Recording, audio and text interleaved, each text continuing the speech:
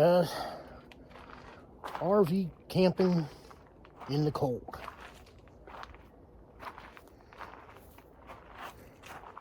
My camper has an enclosed underbelly, which means if you're new to camping, new to RVing, or thinking about it, this camper, this model, has an enclosed underbelly, which means when I turn on my furnace, it's ducted underneath. That keeps my plumbing hoses from freezing up, so I can camp in pretty cold weather below 32 degrees Fahrenheit. Thing I do is I fill up my fresh water, have enough fresh water in your freshwater tank, and use your freshwater pump throughout the night. The hoses, I've dumped my tanks and I've picked up the hose and drained everything down into the septic. So if it does freeze, it won't freeze anything in my tubes, so I'm not putting them away. I used to, because I wasn't sure when I first started. So make sure there's no water in there to freeze. Make sure they're empty, so I have to say it that way. They won't burst, crack, whatever. They'll be frozen. They could be frozen in the morning, but leave them empty. Drain all the water out of them, and the sun will heat them back up when the sun comes back up in the morning. Hose, my water hose, I disconnect after filling up my fresh water tank. If you got the furnace running, make sure, if you have a fireplace, do not have your electric fireplace hotter than the furnace. If you just want the fireplace for looks, as a novelty thing, it's fine, but let the furnace do its job and let it warm the underbelly. The electric fireplace is not going to do anything as far as your plumbing. So you can have the light on, la-di-da, whatever. Make sure that your electric fireplace does not trip the thermostat inside the camper. And you'll be able to cold weather camp in an RV. With this particular model, with the enclosed underbelly, other big rigs,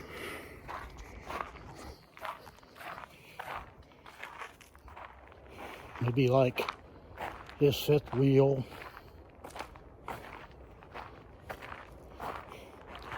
that big monster, probably have a switch to turn on tank warmers and stuff like that. But my small RV, it's got an enclosed underbelly that's ducted underneath, and the furnace will do its job. And that's how I will cold weather camp. I'm not far from Pensacola, Florida, at Blackwater River State Park, and it's supposed to be somewhere between 28, 32 degrees tonight.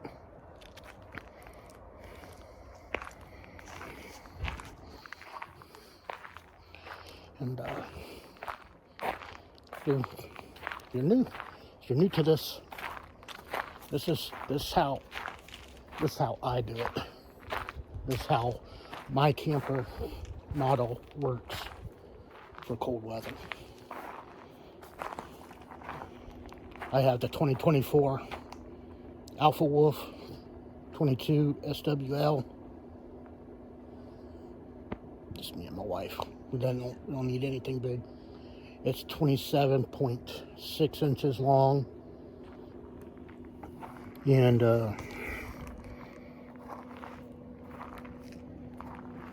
weighs just over 5,000 pounds empty.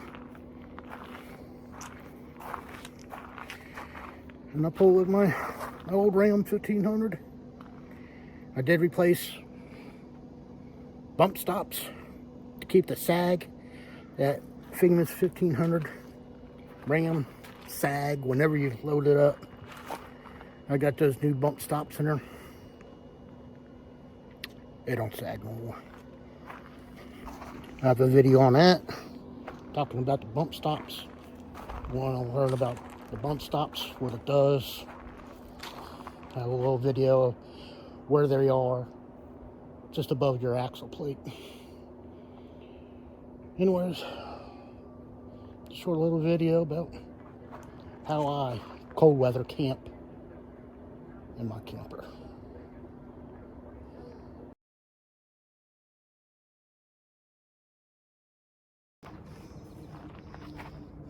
Good morning from how I winter through the night in cold weather.